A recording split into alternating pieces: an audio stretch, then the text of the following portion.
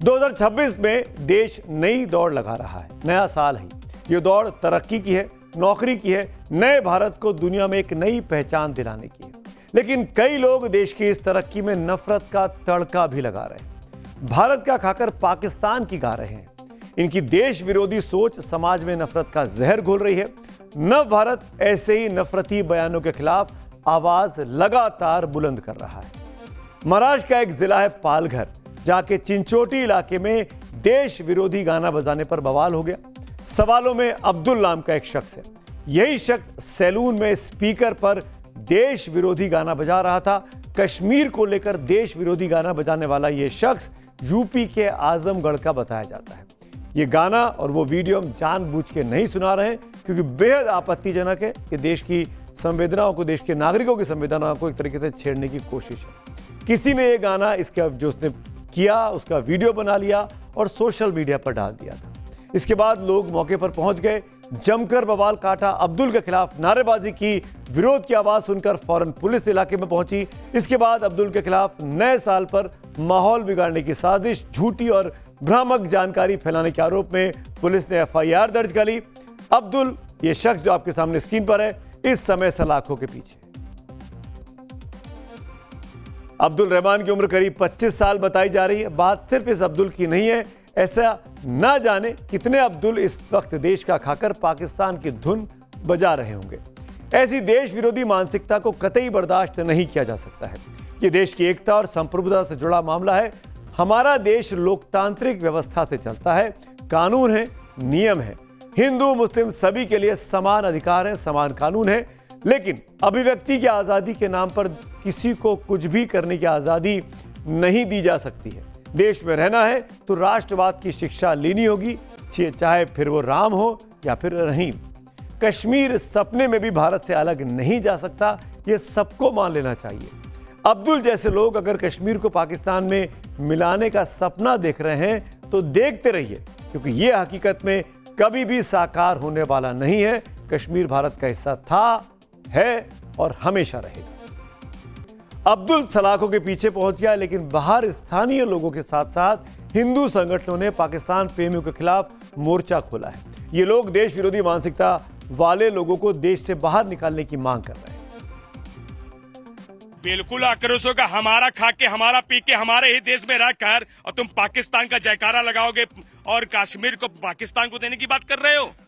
भारत में रहते हो, ध्यान में रहना चाहिए आपको।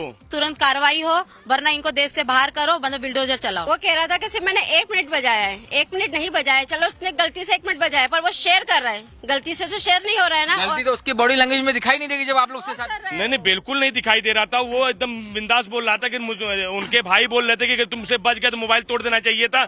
और 1 मिनट तक का वीडियो रिकॉर्ड हुआ है और ऐसे लोगों को भारत में रहने का कोई स्थान नहीं। इस पूरे मामले में इस वक्त मुंबई में, जो कि मुंबई में खासकर महाराष्ट्र में कई जगह पर म्युनिसिपल इलेक्शंस होने वाले हैं, उससे जोड़कर भी देखा जा रहा है कि क्या मामले को जानबूझकर सांप्रदायिक रंग देकर राजनीति की जा रही है। मेरे साथ बीजेपी के बड़े नेता और लगातार अपने बयानबाजी को लेकर सुर्खियों में रहने वाले नीतेश राणे इसी मामले पर जुड़ रहे हैं। नीतेश, आपकी मुंबई में देश विरोधी गाना बज रहा है, क्या कहना चाहेंगे? आखिरकार क्यों कश्मीर को लेकर इतना विवादित गाना बजा? मुंबई में कई जिहादी मानसिकता रखने वाले लोग, कई हरे सांप अभी भी यहाँ वहाँ इस तरीके की मस्ती करने की कोशिश कर रहे हैं, मगर वो भूल गए हैं कि मुंबई और महाराष्ट्र में एक हिंदुत्व विचार की सरकार है, हमारे देवेंद्र फडणवीस जी की सरकार है। इसलिए ऐसी कुछ भी तरीके की हरकतें सहन होने वाली हमारे मुंबई और महाराष्ट्र में नहीं है।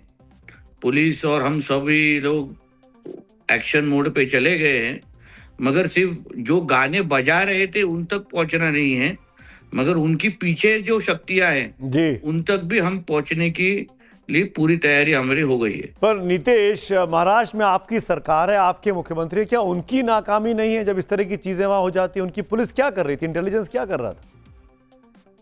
देखिए, अभी 1-2 घटनाएं होती है उसके वजह से नाकामी तो बोल नहीं सकूंगा। ठीक है, किधर शायद का गाने बज रहे होंगे मगर तुरंत इंफॉर्मेशन भी मिल गई, तुरंत एफआईआर लॉन्च हो गया, तुरंत अरेस्ट हो गया।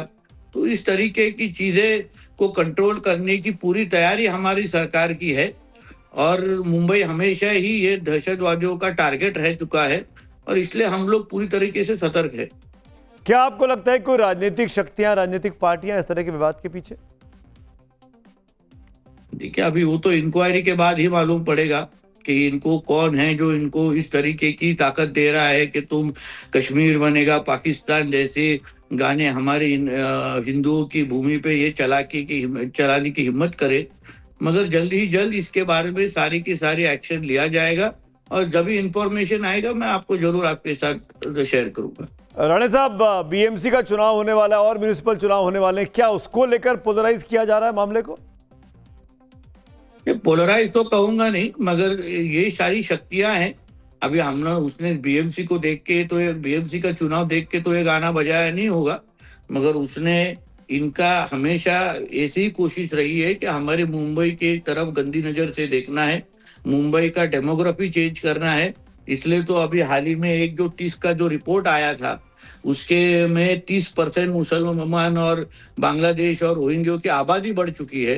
तो इस सभी चीजों को अभी हम लोग बहुत करीबी से देख रहे हैं और उसको कंट्रोल करने के हिसाब से पूरा का पूरा एक्शन प्लान हमारा तैयार है। नितेश, वहां महाराष्ट्र में आपकी सरकार है, केंद्र में आपकी सरकार है, अगर बांग्लादेशी घुसपैठिए या रोहिंग्या आ रहे हैं तो बीएसएफ को बॉर्डर क्रॉस करके आ रहे हैं ना, वहां उसके बाद आपके इलाके में पहुंचे ना, तो आपकी नाकामी नहीं है क्या पूरी तरीके से? ये नहीं, ये सालों साल से है, ये अभी का नहीं है, ये पिछले कई सालों का रिपोर्ट है। मैं बोल नहीं रहा हूं, मैं अपनी जिम्मेदारी से भाग नहीं रहे हम लोग, मगर मैं आपको विश्वास देता हूं कि 30% को जो बढ़ी हुई आबादी है उसको 0 तक लेके आने की पूरी जिम्मेदारी हमारे देवेंद्र फडणवीस जी की सरकार की है। बहुत सारी कार्रवाई ये बांग्लादेशी रोहिंग्यों के ऊपर हो चुकी है, इनको वापस भेजा गया है और इनके पीछे की जो शक्तियां हैं उनको भी काफी कुछ अरेस्ट हुए हैं, मगर अभी आहिस्ता आहिस्ता देखे क्या क्या होता है। चलिए नितेश, हमसे बात करने के लिए बहुत बहुत धन्यवाद आपका। अब्दुल हो या कोई और, ध्यान से सुन लो, ऐसे लोगों की देश में कोई जगह नहीं होनी चाहिए जो देश का खाकर पाकिस्तान का खाते हैं। कश्मीर पर भारत का स्टैंड बिल्कुल क्लियर है। याद कीजिए 2019 का वो दिन जब लोकसभा में गृह मंत्री अमित शाह ने गरज कर कहा था कि कश्मीर भारत का अभिन्न अंग है, अक्साई चीन से लेकर पीओके तक सब भारत का हिस्सा हैं और हम इसके लिए जान दे देंगे। हमारे संविधान ने जम्मू कश्मीर की जो सीमाएं तय करी है और जम्मू कश्मीर के संविधान ने जम्मू कश्मीर की जो सीमाएं तय की है उसके अंदर पाक ऑक्यूपाई कश्मीर और अक्साई चीन दोनों समाहित। इसलिए एग्रेसिव हूं कि जम्मू एंड कश्मीर के पीएको को आप भारत का हिस्सा नहीं मानते हो क्या? एग्रेसिव ना हो, जान दे देंगे इसके लिए। क्या बात कर रहे हो आप? एग्रेसिव होने की क्या बात कर रहे हो? जान दे देंगे इसके लिए। कितने अब्दुल आए और कितने चले गए, कान खोल कर ये सुन लो कि कश्मीर तो हमारा है, पीओके और अक्साई चीन भी हिंदुस्तान की मिट्टी है। 140 करोड़ देशवासियों का दिल इसी मिट्टी के लिए धड़कता है। यही वजह है कि भारत के सभी सरकारी नक्शों में पूरे पीओके और गिलगिट बल्टिस्तान को भारत का अभिन्न हिस्सा दिखाया जाता है। 2019 से नक्शे में मुजफ्फराबाद, मीरपुर को जम्मू कश्मीर यूटी में और गिलगिट बल्टिस्तान को लद्दाख यूटी में शामिल किया गया। लोकसभा में सरकार ये कह चुकी है कि सभी आधिकारिक मैप्स में पीओके भारत का अभिन्न हिस्सा है। दूरदर्शन और आकाशवाणी के मौसम बुलेटिन मीरपुर, मुजफ्फराबाद, गिलगिट का तापमान और मौसम नियमित रूप से दिखाते हैं।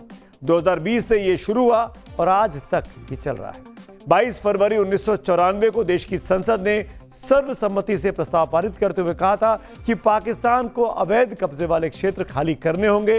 ये प्रस्ताव आज भी लागू है और सरकार बार बार इसे दोहराती रहती है। जम्मू कश्मीर विधानसभा में पीओके के लिए 24 सीटें आरक्षित हैं। ये सीटें भले ही खाली रहती हैं, लेकिन भारत की संप्रभुता का मजबूत संदेश जरूर देती हैं।